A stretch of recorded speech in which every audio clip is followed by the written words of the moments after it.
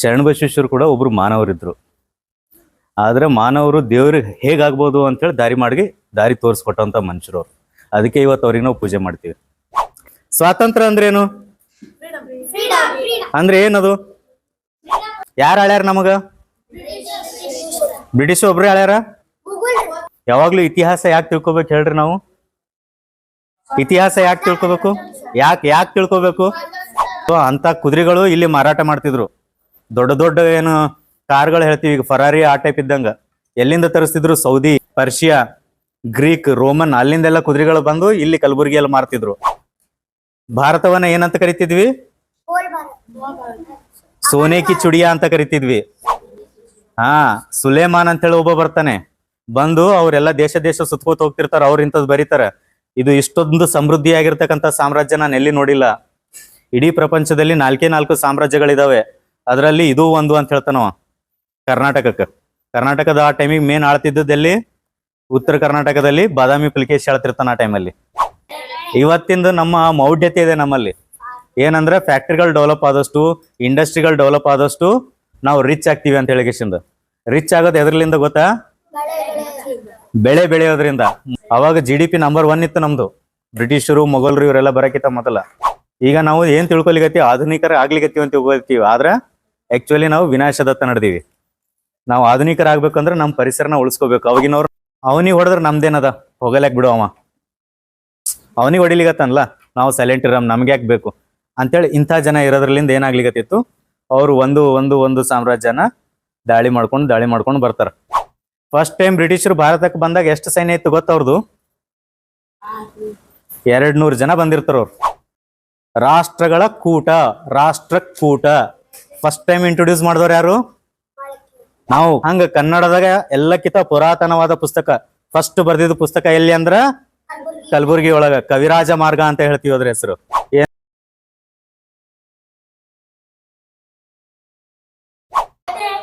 ನಾವೆಲ್ಲ ಎಲ್ಲಿದ್ದೀವಿ ಈಗ?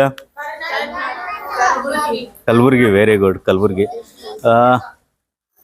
ನಮ್ ಕಲಬುರ್ಗಿ ರಾಜರದ ಹೆಸರು ಹೇಳ್ರಿ. ಕಲಬುರ್ಗಿದ ರಾಜರುಗಳು ಯಾರನ್ನ? ರಾಜರುಗಳ ಹೆಸರು ಗೊತ್ತದನ? ಶರಣಬಸವೇಶ್ವರ ಏನವ್ರು? ಅದೇ ತಪ್ಪು ತಿಳ್ಕೊಂಡಿವ್ ನಾವು. ಶರಣಬಸವೇಶ್ವರ ಕೂಡ ಒಬ್ರು ಮಾನವರಿದ್ರು. ಆದ್ರೆ ಮಾನವರು ದೇವ್ರಿಗೆ ಹೇಗಾಗ್ಬೋದು ಅಂತೇಳಿ ದಾರಿ ತೋರಿಸ್ಕೊಟ್ಟಂತ ಮನುಷ್ಯರು ಅವ್ರು. ಅದಕ್ಕೆ ಇವತ್ತು ಅವ್ರಿಗೆ ನಾವು ಪೂಜೆ ಮಾಡ್ತೀವಿ. ಹೌದಾ? ಈಗ ರಾಜರುಗಳಂದ್ರೆ ಯಾರ್ಯಾರು ಹೇಳ್ರಿ? ಯಾರನ್ನ ನಿಮ್ಗೆ ಗೊತ್ತಿರೋ ರಾಜನ ಹೆಸರು ಹೇಳ್ರಿ? ವೆರಿ ಗುಡ್, ಇಮ್ಮಡಿ ಪುಲಿಕೇಶಿ. ಮತ್ತ ವೆರಿ ಗುಡ್, ಛತ್ರಪತಿ. ಇವ್ರೆಲ್ಲ ಯಾರು? ಇವರು ಚಾವಾ. Very good. ಇವ್ರೆಲ್ಲ ಯಾರು ಹೇಳ್ರಿ? ಈಗ ನೀವೆಲ್ಲ ಹೆಸರು ಹೇಳತ್ತಿರಲ್ಲ, ಏನಿದ್ರಿ ಇವ್ರು? ಏನ್ ಮಾಡ್ತಿದ್ರು? ರಾಜರ ಕೆಲಸ ಏನಿರ್ತಿತ್ತು?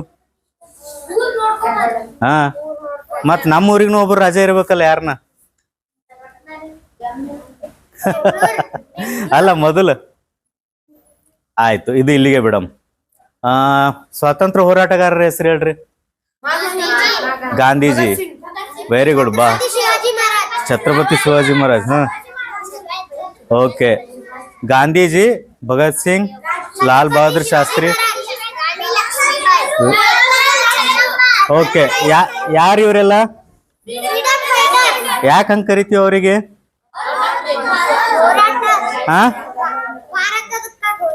ಭಾರತಕ್ಕಾಗಿ ಹೋರಾಡಿದ್ರು. ಯಾವ ಊರಿನವ್ರು ಇವರೆಲ್ಲ? ಗಾಂಧೀಜಿ ಅವ್ರು ಹುಟ್ಟಿದವ್ರು ಯಾವ್ದು? ಗುಜರಾತ್. ಅವ್ರು ಹುಟ್ಟಿದ್ದು? ಮತ್ ಕಲಬುರ್ಗಿ ಒಳಗಿದ್ದವ್ರು ಯಾರು ಹೋರಾಡಿಲ್ಲ? ಮತ್ ಕಲಬುರ್ಗಿ ಒಳಗೆ ಯಾವ್ದು ರಾಜ ಇರ್ಲಿಲ್ಲ? ಕಲಬುರ್ಗಿ ಒಳಗೆ ಕೋಟೆ ಇತ್ತ ಇಲ್ಲ? ಅದನ ಓಕೆ, ಹೋಗ್ಲಿ. ಈಗ ಇದು ಒಂದು ಬಿಟ್ಬಿಡಮ್ ಟಾಪಿಕ್. ಸ್ವಾತಂತ್ರ್ಯ ಅಂದ್ರೆ ಏನು? ಅಂದ್ರೆ ಏನದು? ಅಂದ್ರೆ ಅವಾಗಿನವ್ರಿಗೆ ಏನ್ ಇದ್ದಿದ್ದಿಲ್ಲ, ನಿಮಗೇನದ ಸ್ವಾತಂತ್ರ್ಯ? ಅದೇ ಏನದು?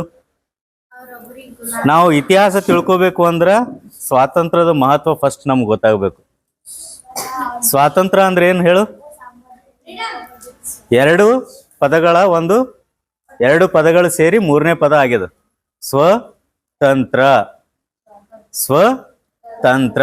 ಸ್ವ ಅಂದ್ರೆ ಸ್ವತಃ. ಓಕೆ, ನಾವು. ತಂತ್ರ, ತಂತ್ರ ಅಂದ್ರ ಯೋಜನೆಗಳು ಅಥವಾ ಏನಾದ್ರೂ ಮಾಡ್ಲತ್ರ ಪ್ಲಾನ್ಗಳು ಇಂಥವು ರೂಪಿಸ್ಕೊಳ್ಳೋದು. ಓಕೆ, ಮೊದಲು ಹೆಂಗಿತ್ತು ನಮ್ಮದೆಲ್ಲ ಈ ತಂತ್ರಗಳನ್ನ ಮತ್ತವ್ರು ಮಾಡ್ತಿದ್ರು. ಯಾರು ಹೇಳ್ಯಾರ ನಮಗ? ಬ್ರಿಟಿಷ್ ಒಬ್ರು ಹೇಳ್ಯಾರ, ಮೊಘಲ್ರು. ಮತ್ತ ನಮಗ್ ಲಾಸ್ಟಿಗೆ ಸ್ವಾತಂತ್ರ್ಯ ಯಾರಿಂದ ಸಿಕ್ಕಿತು? ನಾವು ಅಲ್ಲೇ ತಪ್ಪು ತಿಳ್ಕೊಂಡಿವಿ. ಯಾವಾಗ್ಲೂ ಇತಿಹಾಸ ಯಾಕೆ ತಿಳ್ಕೊಬೇಕು ಹೇಳ್ರಿ? ನಾವು ಇತಿಹಾಸ ಯಾಕೆ ತಿಳ್ಕೊಬೇಕು? ಯಾಕೆ ತಿಳ್ಕೊಬೇಕು? ಇತಿಹಾಸ ತಿಳ್ಕೊಳ್ಳೋದ್ರಲಿಂದ ಏನಾಗುತ್ತಂದ್ರೆ ನಮ್ಮ ಪೂರ್ವಜರ ಶಕ್ತಿಗಳು, ಅವರ ಆಲೋಚನಾ ಶಕ್ತಿ ಹೆಂಗಿತ್ತು, ಅವ್ರು ಯಾವ ರೀತಿ ಥಿಂಕ್ ಮಾಡ್ತಿದ್ರು, ಇದೆಲ್ಲ ನಮಗ ತಿಳ್ಕೊಳ್ಳಿಕ್ ಸಿಗುತ್ತ. ಒಂದು. ಇನ್ನೊಂದು, ಅಂತ ಸಮಯದಲ್ಲಿ ನಮ್ಮ ಮೇಲೆ, ನಮ್ಮ ದೇಶದ ಮೇಲೆ ಎಂತಹ ಸಮಸ್ಯೆಗಳು ಎರಗಿದ್ವು, ಅವುಗಳಿಂದ ಹೊರಗೆ ಹೆಂಗ್ ಬರಬೇಕು. ಇತಿಹಾಸ ಅರಿಯದವನು ಇತಿಹಾಸವನ್ನು ಯಾವತ್ತೂ ಸೃಷ್ಟಿಸಕ್ ಆಗಲ್ಲ. ಒಂದು ಗಾದೆ ಮಾತಿದೆ ಅದು, ಹೌದಾ? ಅದಕ್ಕೆ ನಾವು ಫಸ್ಟ್ ಇತಿಹಾಸ ತಿಳ್ಕೊಬೇಕು. ಈಗ ನಮಗೇನಾಗ್ಲಿತ್ತದ ಹೇಳ್ರಿ? ನಮ್ಮ ಕಲಬುರಗಿಯಲ್ಲಿ ಆಳಿರ್ತಕ್ಕಂಥ ರಾಜರುಗಳ ಹೆಸರು ನಮಗ್ ಗೊತ್ತಿಲ್ಲ, ಆಯ್ತಾ? ಇಲ್ಲಿಯ ಸ್ವಾತಂತ್ರ್ಯ ಹೋರಾಟಗಾರರ ಹೆಸರು ನಮಗ ಗೊತ್ತಿಲ್ಲ. ನಮ್ದು ಇಲ್ಲಿ ರಾಜಧಾನಿ ಎಲ್ಲಿತ್ತು ಗೊತ್ತಿಲ್ಲ ಅಲ್ಲ. ಸ್ವಾತಂತ್ರ್ಯ ಅಂದ್ರೆ ಏನಂತೇಳಿ ನಮಗ್ ಗೊತ್ತಿಲ್ಲ. ಓಕೆ, ಸರಿ, ಈಗ ಹೇಳ್ಕೊತ ಹೋಗ್ತೀನಿ ಕೇಳ್ರಿ. ಈಗ ಕಲಬುರ್ಗಿ ಎಷ್ಟು ಹಳಿದಿರ್ಬೋದು? ಎಷ್ಟು ಸಾವಿರ ವರ್ಷ ಹಳಗಿದಿರ್ಬೋದು? ಈಗ 2000 ಇದು ನಡೆದು 2025 ವರ್ಷ ಅದ ಈಗ. ಅಂದ್ರ ಕಲಬುರ್ಗಿ ಎಷ್ಟು ಹಳಿದಿರ್ಬೋದು?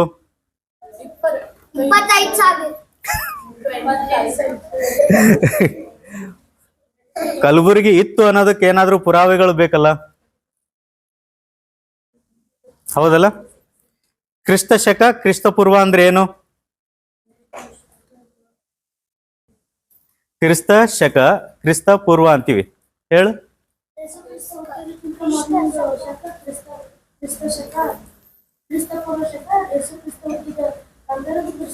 ಅದು ಒಂದು ಏರಾ ಲ್ಯಾಂಡ್ ಮಾರ್ಕ್ ಮಾಡ್ಕೊಂಡವ್ರು ಅವ್ರು, ಕ್ರೈಸ್ತ ಹುಟ್ಟಿದ್ದು.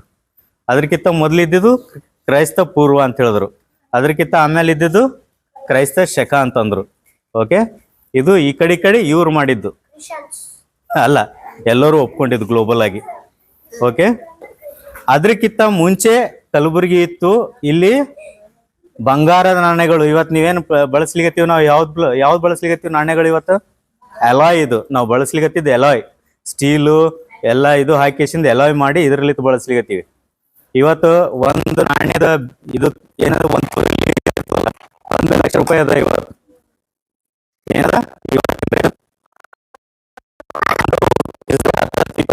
ಹೆಂಗ್ 1 ಕಾಯಿನ್ ಹಂಗೆ ಇಟ್ಕೋತಿರಲ್ಲ, ಹಂಗೆ ಇಟ್ಕೊಂಡು ಪೇಪರ್ ಬಿಟ್ಟು ತರ್ತಿದ್ರು.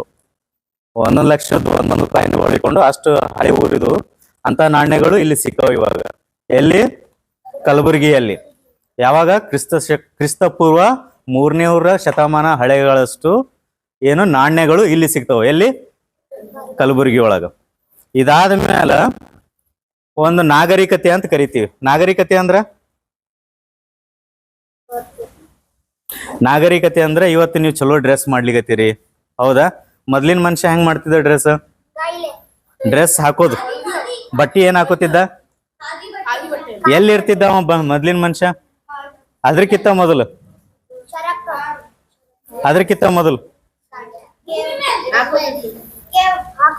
ಕಾಡ್ನ ಕೇವ್ಸ್ನಾಗ ಇರ್ತಿದ್ದ, ಮತ್ತ ಮರದ ಪೊಟರೆಗಳಲ್ಲಿ ಇರ್ತಿದ್ದ, ಹೌದಾ?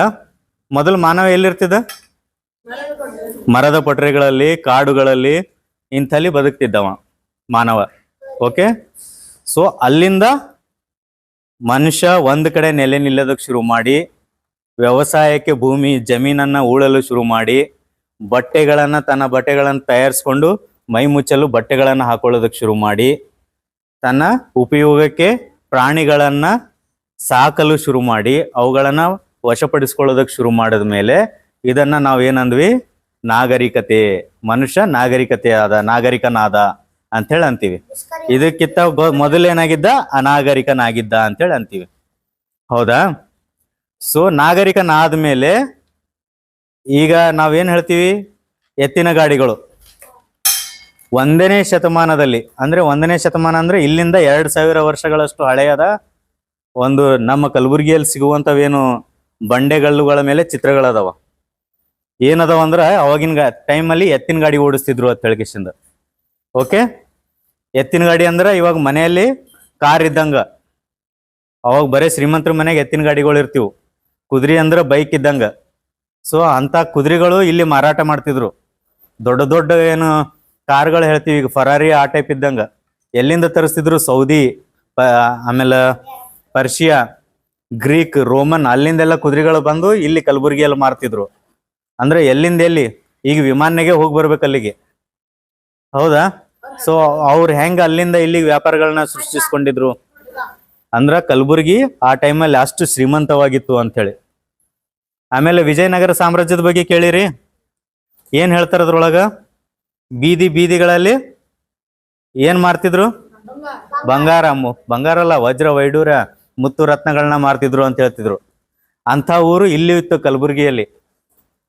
ಅಂತ ಮಾರ್ಕೆಟ್ ಕಲಬುರಗಿ ಒಳಗೂ ಇತ್ತು. ಇಲ್ಲೂ ಸಹ ಬೀದಿ ಬೀದಿಗಳಲ್ಲಿ ಮುತ್ತು ರತ್ನ ವಜ್ರ ವೈಡೂರ್ಯಗಳು ಮಾರ್ತಿದ್ರು.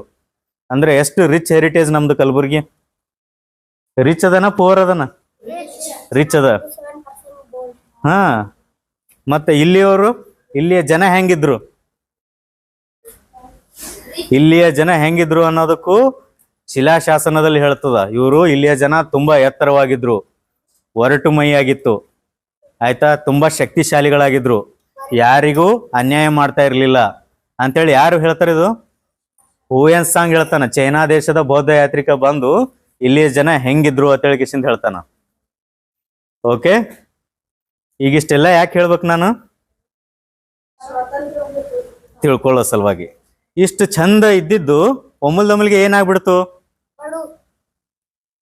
ಏನಾಗ್ಬಿಡ್ತು? ಬ್ರಿಟಿಷರಲ್ಲ, ಬ್ರಿಟಿಷರಿಗಿಂತ ಮುಂಚೆನೆ ಬೇರೆಯವರು ಬರ್ತಾರೆ. ಮೊಘಲರು ಬರ್ತಾರೆ, ಅರಬ್ಬರು ಬರ್ತಾರೆ, ತುರ್ಕಿಗಳು ಬರ್ತಾರೆ, ಪೋರ್ಚುಗೀಸರು ಬರ್ತಾರೆ. ಭಾರತವನ್ನ ಏನಂತ ಕರಿತಿದ್ವಿ? ಸೋನೆ ಕಿ ಚುಡಿಯಾ ಅಂತ ಕರಿತಿದ್ವಿ. ಹಾ, ಸುಲೇಮಾನ್ ಅಂತ ಹೇಳಿ ಒಬ್ಬ ಬರ್ತಾನೆ. ಬಂದು ಅವರೆಲ್ಲ ದೇಶ ಸುತ್ಕೋತ ಹೋಗ್ತಿರ್ತಾರ. ಅವ್ರ ಇಂಥದ್ ಬರೀತಾರ, ಇದು ಇಷ್ಟೊಂದು ಸಮೃದ್ಧಿಯಾಗಿರ್ತಕ್ಕಂಥ ಸಾಮ್ರಾಜ್ಯ ನಾನು ಎಲ್ಲಿ ನೋಡಿಲ್ಲ.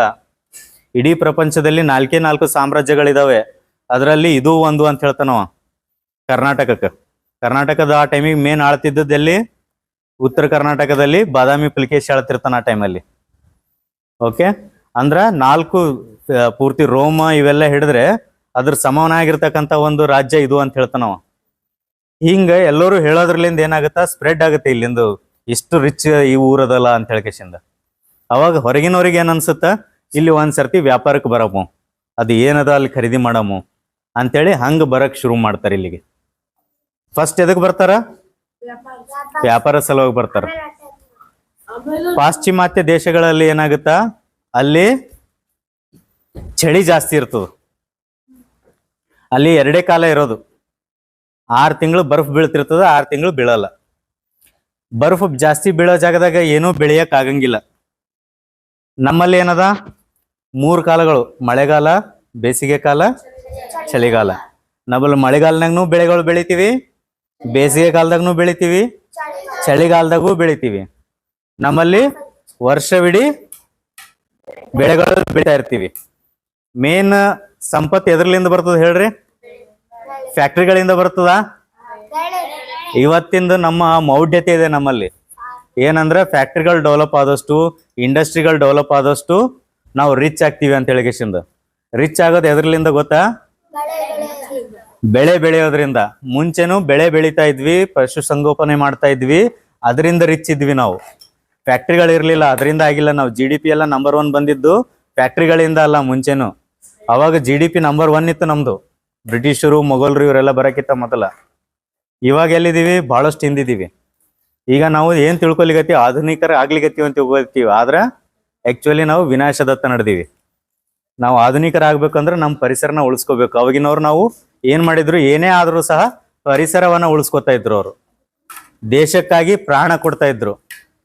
ಈಗ ಅಲ್ಲಿಂದ ಏನಾಗುತ್ತೆ? ಇವ್ರು ಬಂದವರು ಅವಾಗ ಅಲ್ಲಿ ಚಳಿ ಇದ್ದಾಗ ಅವರಿಗೆ ಜ್ವರ ಅದು ಬಂತು ಅಂದ್ರೆ ಇಲ್ಲಿ ನಮ್ಮಲ್ಲಿ ಮೆಣಸು ಅಂತ ಸಿಗ್ತದಲ್ಲ, ಈ ಮೆಣಸನ್ನ ಕುಟ್ಟಿ ಕುಡಿದ್ರ ಅದ್ರ ಕಷಾಯ ಕುಡಿದ್ರ ಅಂದ್ರೆ ಅವ್ರಿಗೆ ಜ್ವರ ಅದು ಹೋಗ್ತಿತ್ತು, ಶೀತ ಹೋಗ್ತಿತ್ತು. ಆಯ್ತಾ, ಅಂಥದ್ದು ಹುಡುಕಾಟದ ಸಲುವಾಗಿ ಇಲ್ಲಿಗೆ ಬರ್ತಾರ ಅವರು. ಇಲ್ಲಿಗೆ ಬಂದಾಗ ಅವ್ರಿಗೆ ಏನ್ ಕಾಣಿಸ್ತದ ಅಂದ್ರ ಇಲ್ಲಿಂದ ರಿಚ್ನೆಸ್ ಅಂತೂ ಕಾಣಿಸ್ತದ.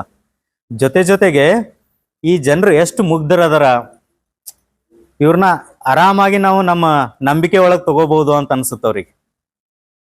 ನಿಧಾನಕ್ಕೆ ನಂಬಿಕೆ ಒಳಗೆ ತಗೋತಾರ, ಫ್ರೆಂಡ್ಶಿಪ್ ಮಾಡ್ಕೋತಾರ.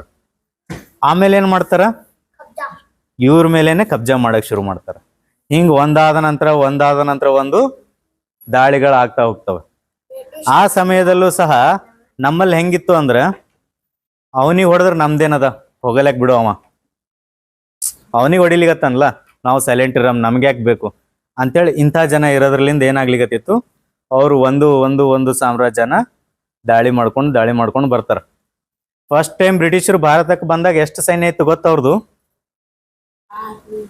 200 ಜನ ಬಂದಿರ್ತಾರ ಅವ್ರು. ಬರೇ 200 ಜನ ಬಂದು ಇಡೀ ಭಾರತವನ್ನ ಆಕ್ರಮಿಸ್ತಾರ ಅವ್ರು. ಬರೇ ನಮ್ಮ ಕ್ಲಾಸ್ನೇನು ಎಲ್ಲ ಹುಡುಗರಿಗೆ ಬಿಟ್ರು ಹೋಗಿ ಹೊಡಿತೀರಿ ನೀವು ಇವತ್ತು, ಹೌದಿಲ್ಲ? ಯಾಕೆ ಹೊಡೆದಿಲ್ಲ ಅವತ್ತು ಅಂದ್ರ ಅವ್ರಿಗಲ್ಲ, ಅಲ್ಲೇ ಹೊಡ್ಲಿಕತ್ತಾರಲ್ಲ, ಹೋಗಲೇಕ್ ಬಿಡು, ಅದಿಷ್ಟೇ ಜಾಗ ಅಲ್ಲ ಅಂತೇಳಿ ಹಿಂಗ್ ಬಿಟ್ಕೋತ ಬಂದಿದ್ದ ಸಲುವಾಗಿ ಅವತ್ತು ನಾವು ಒಂದೊಂದೇ ಪ್ರದೇಶ ಬಿಟ್ಕೋತ ಬರ್ಬೇಕಾಯ್ತು. ಮುಂದ ನಮ್ಮ ಕಲಬುರಗಿ ರಾಜರುಗಳು ಯಾರ್ಯಾರು ಆಳ್ತಾರ, ರಾಷ್ಟ್ರಕೂಟರು ಅಂತ ಹೇಳ್ತೀವಿ.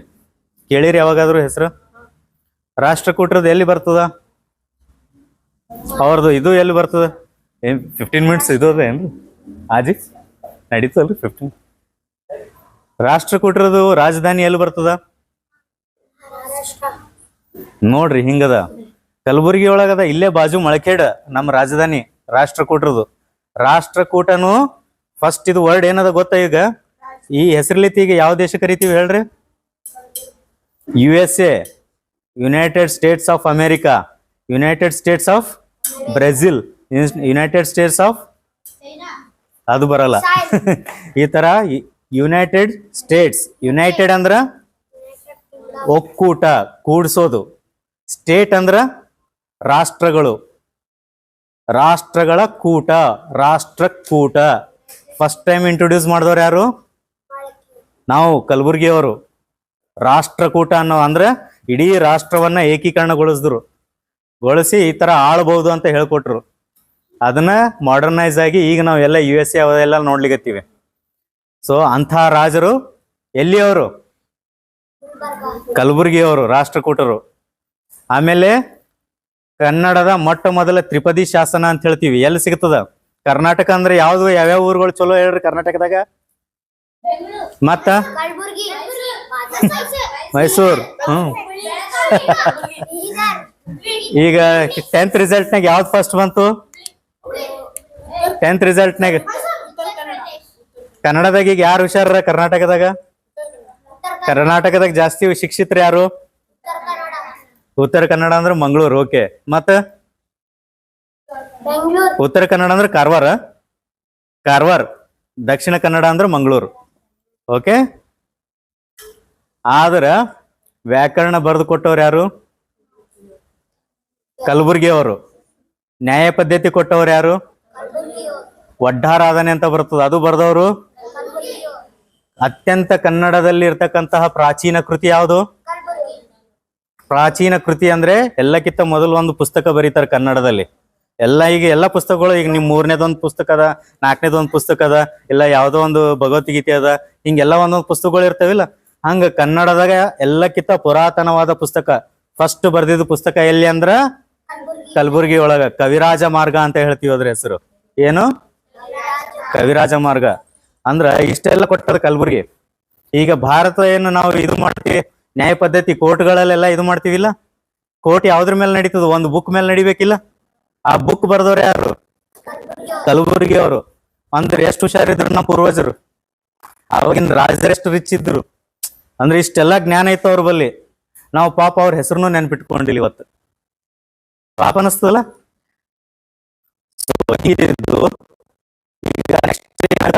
ಬ್ರಿಟಿಷರು ಬರ್ತಾರ, ಹೌದಾ? ಬ್ರಿಟಿಷರ್ಲಿತ್ ಭಾರತಕ್ಕೆ ಸ್ವಾತಂತ್ರ್ಯ ಯಾವಾಗ ಸಿಗ್ತದ? 1947 15th ಆಗಸ್ಟ್. ನಮಗೂ ಅವಾಗೆ ಸಿಕ್ತಾ? ನಮಗೆ ಯಾವಾಗ ಸಿಗ್ತದ ಸ್ವಾತಂತ್ರ್ಯ? 15 ಆಗಸ್ಟ್ 1947. ನಮಗೂ ಎಲ್ಲರಿಗೂ ಯಾವಾಗ ಸಿಗ್ತದ? ಯಾವಾಗ ಸಿಗ್ತದ ಹೇಳ್ರಿ? ನಮಗ ಸ್ವಾತಂತ್ರ್ಯ ಯಾರಿಂದ ಸಿಕ್ಕಿತು? ಏನಾಗುತ್ತಂದ್ರ ಇಡೀ ಭಾರತ ಸ್ವಾತಂತ್ರ್ಯಗೊಳ್ತದ. ಈಗ ನಾ ಮೇನ್ ಸ್ಟೋರಿಗೆ ಬಂದ್ಬಿಟ್ಟೆ. ಈಗ ಇಡೀ ಭಾರತ ಯಾವಾಗ ಸ್ವಾತಂತ್ರ್ಯ ಆಯ್ತು? 1947 ಆಗಸ್ಟ್ 15ರಂದು ಮಧ್ಯರಾತ್ರಿ ಭಾರತಕ್ಕೆ ಸ್ವಾತಂತ್ರ್ಯ ಸಿಗ್ತದ. ಸ್ವಾತಂತ್ರ್ಯ ಅಂದ್ರೇನು?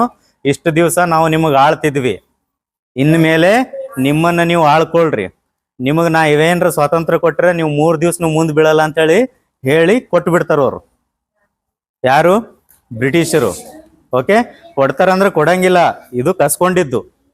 ಇನ್ಮೇಲೆ ನಮ್ಮ ದೇಶ ನಾವು ನೋಡ್ತೀವಿ, ನಿಮ್ಮ ಅವಶ್ಯಕತೆ ಇಲ್ಲ ಅಂತೇಳಿ ಎಷ್ಟೋ ಸಾವು ನೋವುಗಳು, ಎಷ್ಟೋ ಬಲಿದಾನದ ನಂತರ ತಗೊಂಡಿರ್ತಕ್ಕಂಥ ಸ್ವಾತಂತ್ರ್ಯ ಇದು. ಆದ್ರ ಸ್ವಾತಂತ್ರ್ಯ ಸಿಕ್ಕ ಮೇಲೆ ಎಲ್ಲರೂ ಖುಷಿಯಾಗಿ ಝಂಡಾ ಹಾರಿಸ್ಬೇಕಿಲ್ಲ? ಇಲ್ಲೇ ನಮ್ಮ ಕಲಬುರಗಿ ಒಳಗೆ ಝಂಡಾ ಹಾರ್ಸಕ್ ಬಿಡಲ್ಲ ಅವಾಗ, ಗೊತ್ತಾ?